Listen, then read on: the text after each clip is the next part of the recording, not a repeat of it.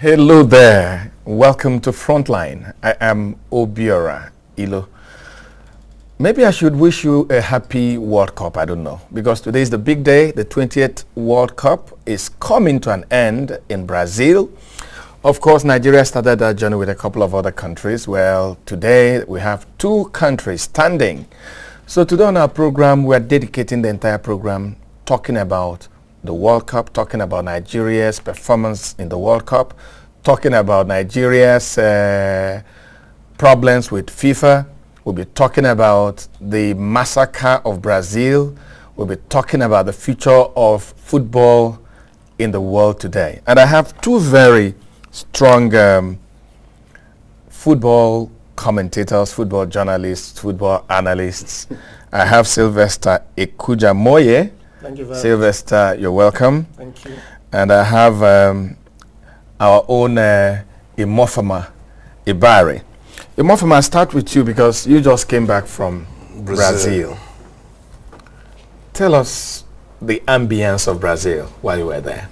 Well, I traveled through 4-5 cities, Curitiba, Porto Alegre, and I was based in Sao Paulo, as you know, other Nigerians were, because we had to follow the team from one venue to the other.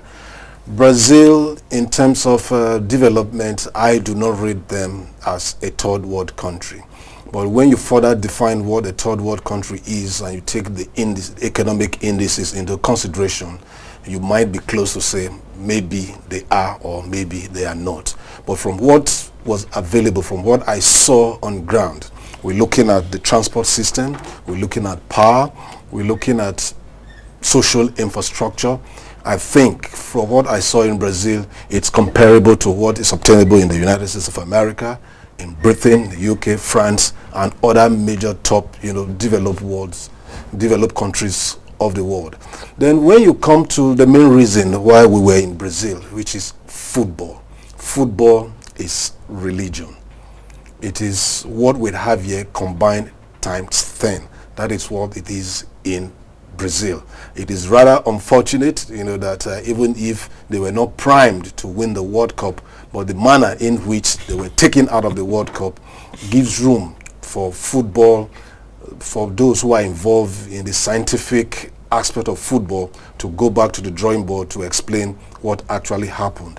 On a match day that involves Brazil, you'll be lucky at 12 p.m. if you go into any of the shop, whatever the shop is, both government, agencies, private owned, and what you have, to get anything to buy. The country is like shut down. It's shut down. You could conveniently on the street of Sao Paulo, on the streets of Rio de Janeiro, sleep on an expressway without getting crushed by nobody. It as heavy as that. If you are not going to the stadium, you are going to the fan fest. If you are not going to the fan fest zone, you are right there indoors with the national colors, clouding the national colors, both your pets, the cats, the dogs, the horses, everything clouded in the national colors, reflecting that Brazil is on duty. It's as massive as that. Okay. I wanted us to start by talking about Nigeria's performance at that World Cup, but you're already talking about Brazil. So let me ask Sylvester, what has happened to Brazil? Someone said that this 20th World Cup shows that football is a global brand. It belongs to everyone. It depends on how you get ready. What do you think that has happened to Brazil? Because last night I felt so bad for the players, actually, and then the country. I agree with you. I almost had a sleepless night, so to say. I'm one of the very first frontliners in terms of support for Brazil. So when they were wagged 7-0 or 7-1, I was surprised. Indeed, surprised. I was shocked. I don't strongly want to believe that they did not plan for this World Cup. I don't think so. They do. And I also do not want to believe that Scolari is not with the relevant, requisite qualification or experience. Of course not. Or is it a case of a country that may have, mistakenly underestimated other countries? Or is it a situation you take things for granted? Or is it a situation perhaps you were overwhelmed? This I cannot really understand. Because I think by all standard, Brazil should not have been dealt with badly with the way they were colossally massacred. And I begin to wonder, if it were to be other part of the country, perhaps in this climate, people will begin to talk, what happened, this, that. But in Brazil, because we were growing those days, we were told that there is a common saying that the God of the Muslims is in Mecca, the God of Christians is in Jerusalem, and of course the God of soccer is in Brazil. Where is that God today? A lot of things seems to be happening, and I sincerely want to believe. Maybe it's it has migrated. Probably it is migrated. I think things just happen for history to be made again. The last time Brazil were beaten back to back was far back as 74 years ago. Almost a century. Almost a century. That means half or most of the persons that witnessed this massacre weren't born. No, of course, majority. When that happened.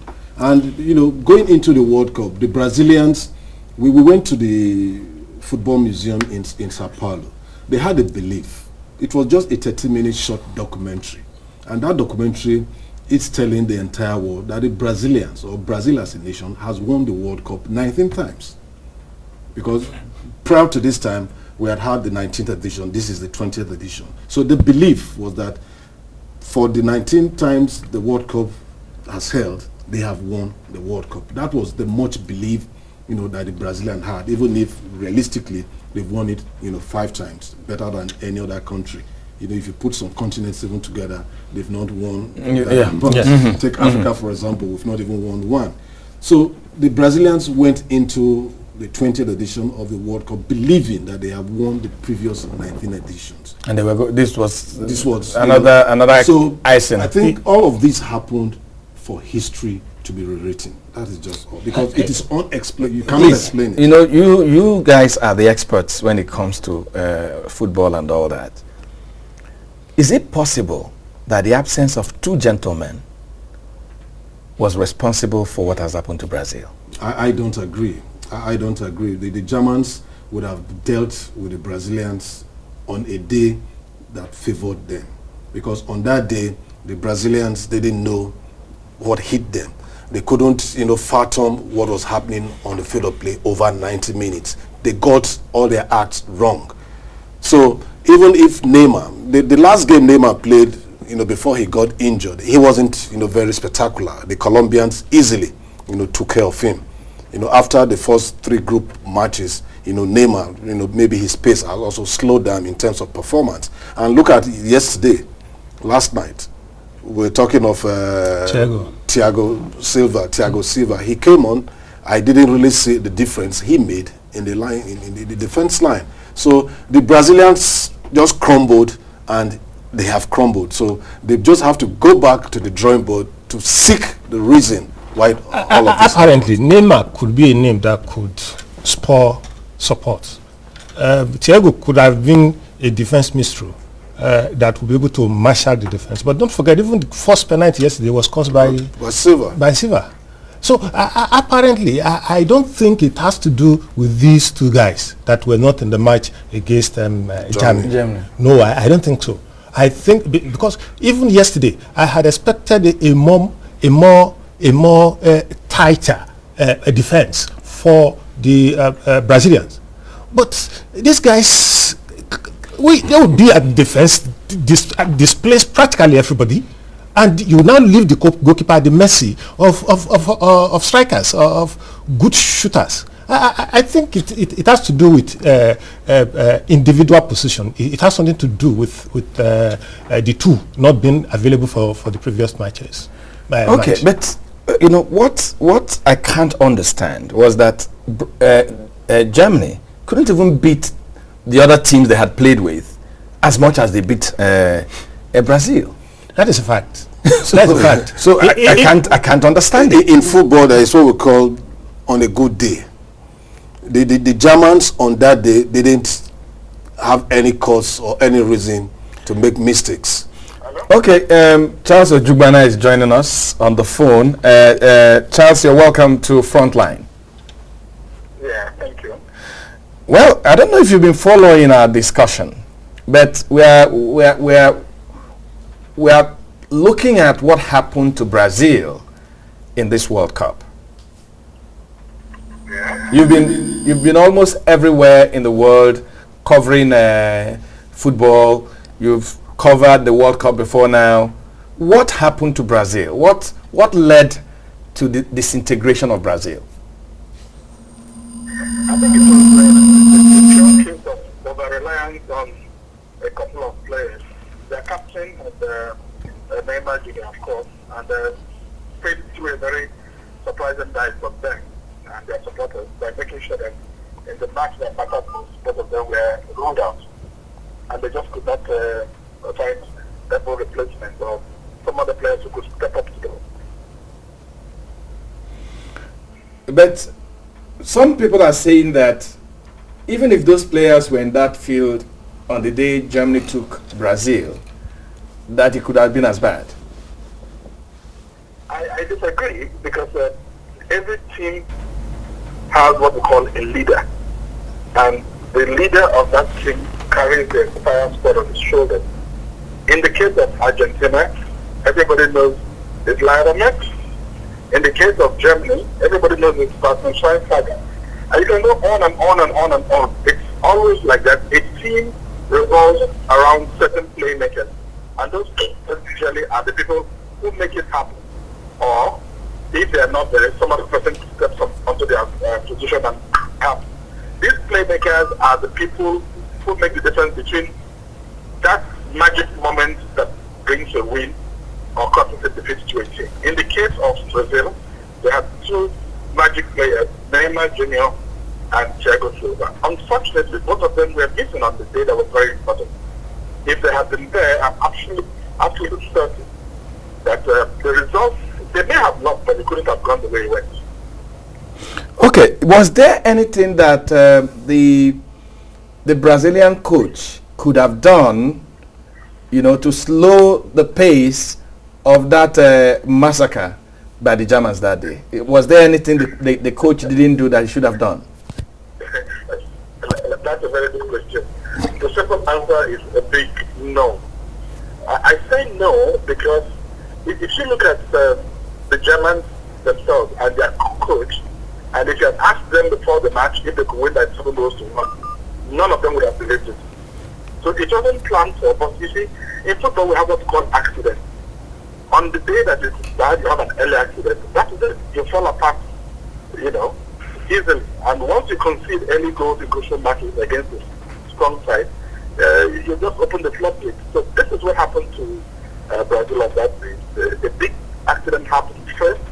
That two playmakers were not available. Secondly, the Germans were able to score quick fire goals very early in the match, and it was game over. And it looked like psychologically they just died, the Brazilians on that day. Exactly. You have to put that against the backdrop of the fact that they were playing at home, and they were playing with fanatical support at home, from their president down to the last man on the street, was wearing yellow as they do every day Brazil plays. Every day Brazil plays, it's a national holiday in Brazil. So the enormity of the national pressure itself was an added disadvantage. And then going down 1, 2, 3, 4 goals, there just was simply no way back. Their legs could not carry them any longer. Okay, Charlie, you just hold on. Callistus, what's the future of Brazilian football? Still very bright, still very bright. Look at the facilities put in place, for this World Cup. If, if the local football cannot hold these facilities, it wouldn't have been put in place, in the first instance. We're looking at 12 massive stadia built for the 2014 World Cup. It means that locally, they have a football system that will stand its own. We're also looking at a situation where Brazilian footballers, when in their prime, they go to Europe. When they begin to decline in form, they go back to the Brazilian league. And what they also get, it's closely, almost commensurate with what they get as regard the reward system by way of payment, by way of salaries, by way of endorsement. It's almost commensurate with what they also earn in Europe. So it means that for now, the Brazilians, we just see this as a setback.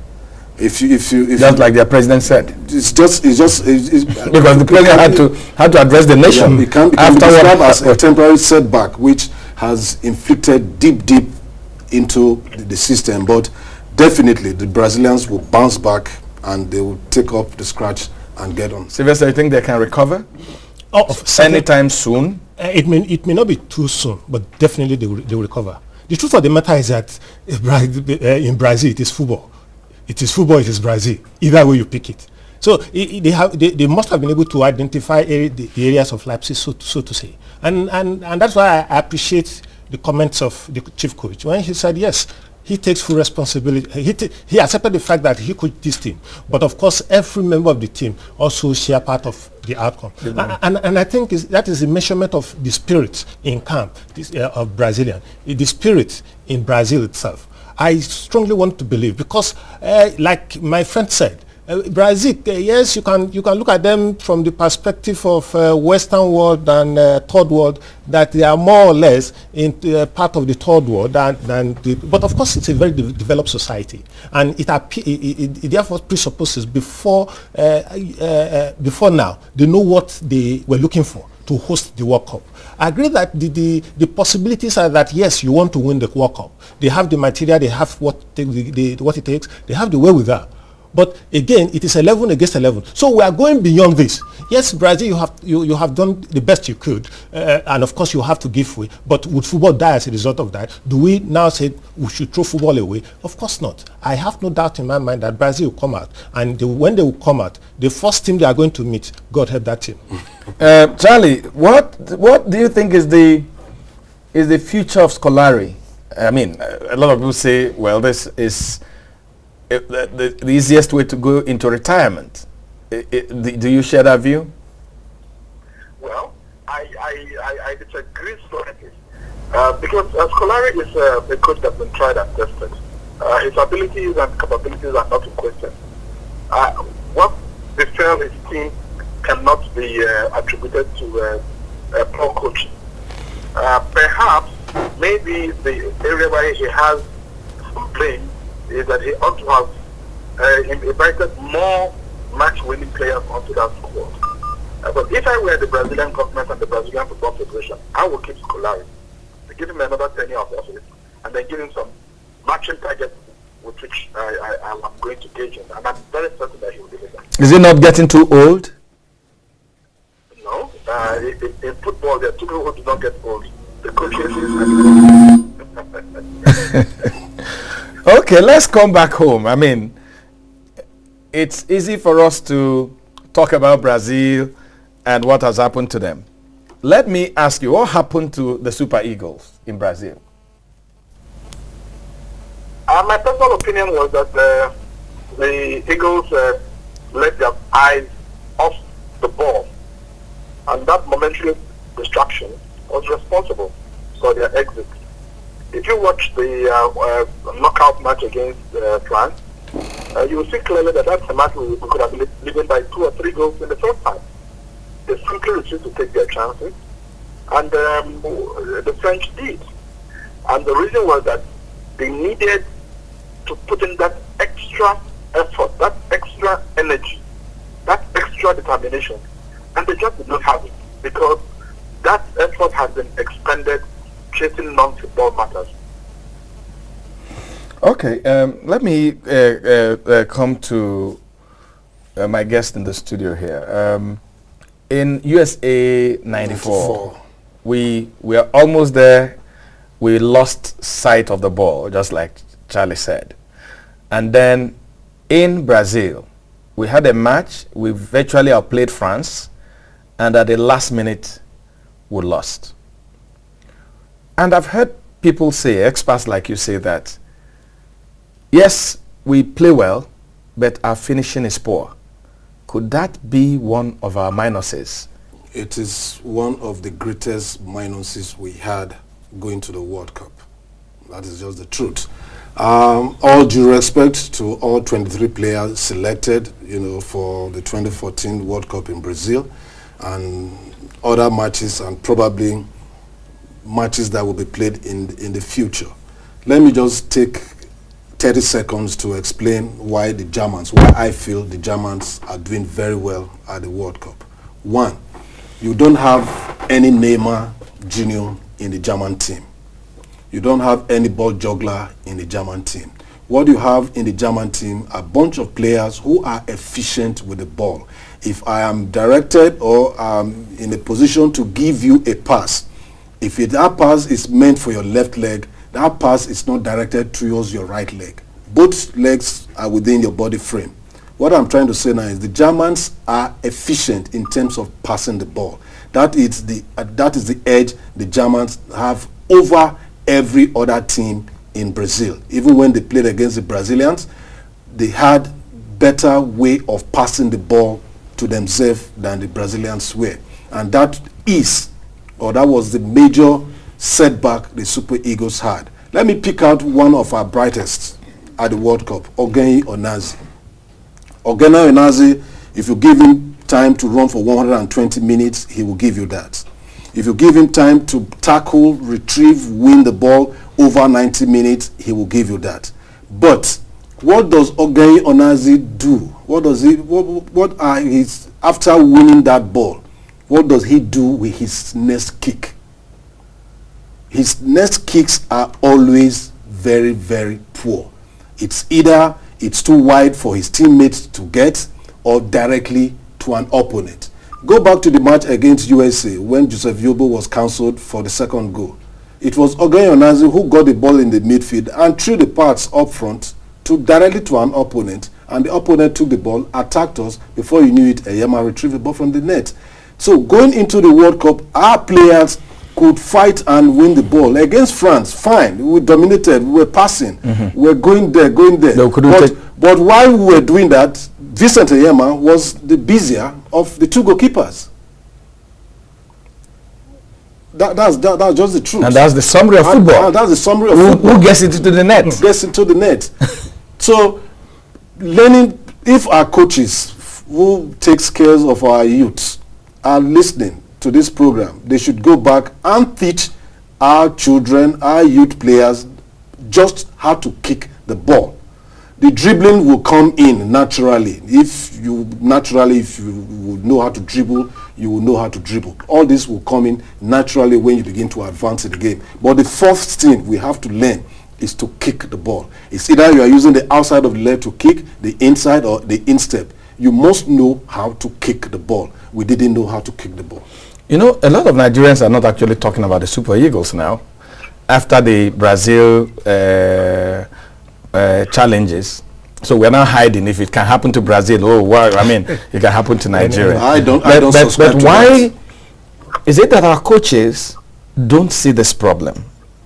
Because for me, they do all this, they dribble, they're in control, but when it gets to kicking the ball directly into the net, it never happens. Sylvester, what should the coaches do now? I think, like I have been saying, the truth of the matter is that whatever your football will be decided from the bench.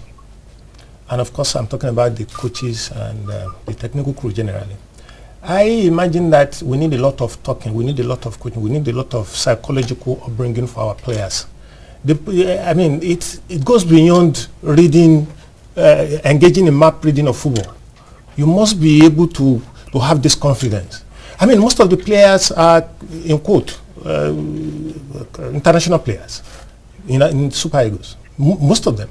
So to say that they don't know the rudiment of football, I don't think I agree with that. To say that they don't know that for you to win a match you need to score, I don't think I agree with that. For you to say that they don't know where they are supposed to be at any given time, I don't think I want to agree with that. But perhaps I will agree if we say they refuse to understand themselves. And that is because football is all about cohesion, it's understanding. There's a lot of selfishness? Not especially really, with the... Not really selfishness. My thinking here is that we have players who perhaps don't know what do I do with the ball the next second? And you see some players holding the ball much more than expected. That's why I talked about, is it selfishness? The ball should flow. Because something I discovered with a man like Messi, he likes to score goals. But at any point he thinks he's not well positioned to score a goal, he looks for the guy that is better positioned. And you find out that if he's not scoring, he's making one possible. Charlie, are you there? I'm with you. Okay, so of course you heard what my guests here are saying about the Nigerian team. Yes. Moving forward, what do we do? Moving forward, I think we need to build a team that is ready to die for the country. I mean, forget about the last two results of the Brazilian team. Even at the first place match, one thing was very, very clear about their style of play. They put in 120% individually and collectively, from beginning to the very end. And like my colleagues have been saying in the studio there with you, this was absolutely lacking in the Nigerian team. When a player plays very well for 30 minutes, and for the rest of the 60 minutes he becomes a liability, then for me that player is not a national team material. I need players who will fight from the blast of the whistle to the last kick of the penalty kick if it comes to that to decide the game. Those are the kind of players we didn't have. And those people who have had their contrary views to the team selection of the Super Eagles have a case. Because if you look at, I don't want to mention individual players, but I can tell you the players who also have been in that team. Ekujuamoye should have been in that team. Victor Anichebe should have been in that team. These are players who have the verve, who have the pace, who have the desire at the more level. But they were not there. We had mediocre and average players in the majority, and that was what happened to us. So like I said, in the future, it is better to build a team. Look at the German team like Callisto would say. Not individual stars, but that was a unit, an efficient unit. That's what you need. That's what makes football a team sport. It's not an individual sport. If you have a football team where 3 stars are shining and 8 are twinkling, then you don't have a winning team. But if you have a team of 11 players and all of them are giving in everything at every time, then they will beat even the most rated team in the world. So that is what we need. And one of the ways to do that is to emphasize on physical fitness. You could say that the Nigerian team was not physically fit. Clearly, from the first match to the last match, we have to do a lot in building our physique. And before we talk about the tactics, I think those are the areas I think we need to work on. Okay, before we talk about the FIFA palaver, let me conclude this with what someone said, that between Nigeria and France on that day, Nigeria was playing not to be defeated, and the French footballers were playing to win.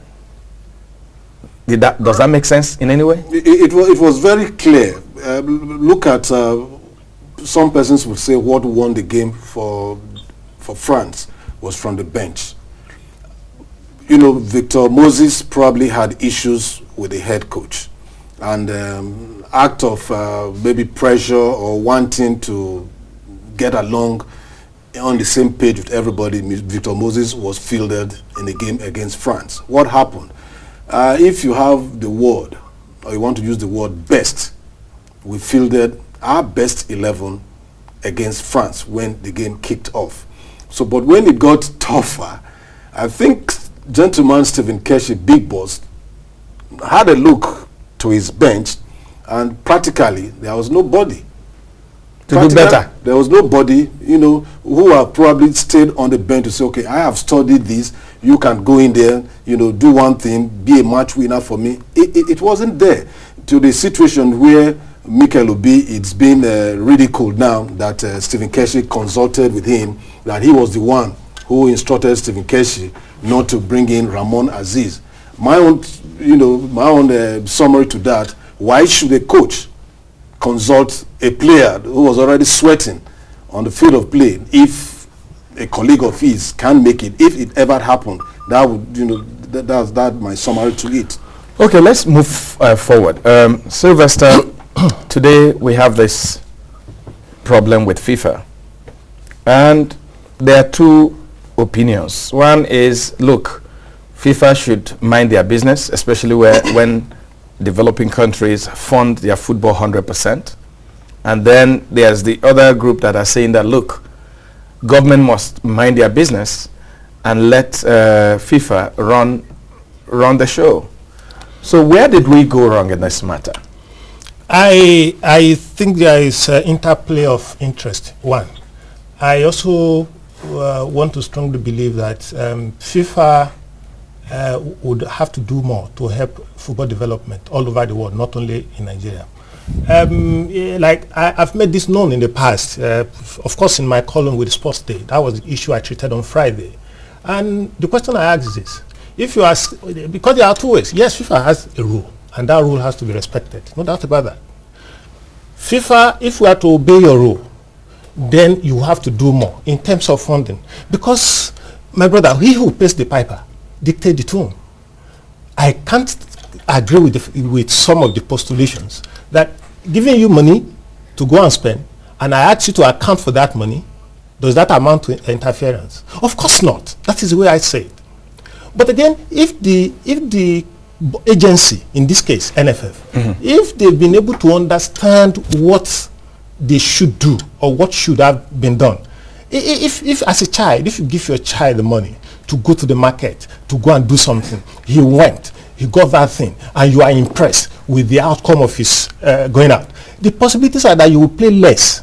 We may not pay serious attention to where is my change, where is not my change, but something has to lead to the other. If you are saying, if I saying that government non-interference, I agree with it. But are you also saying that you'll be funding the FAs all over the world 100%? Okay, even if you're not funding, FIFA probably should monitor how these FAs use monies that have been made available to them, so that the individual governments will not bother. But Obiora, is that the question? Is that the challenge that we are facing now?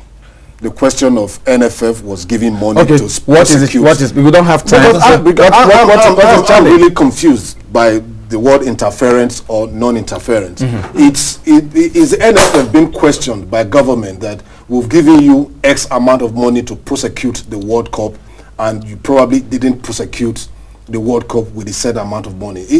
I'm not sure it's the question we're addressing now with FIFA, because the World Cup hasn't even ended. So if you gave me money to spend, it means that I have not even returned from the World Cup to retire. Okay. My books. Let me just take the last word from Charles Ojugbana. Charles, how do we get out of this? Well, I think a chill pill for everybody first.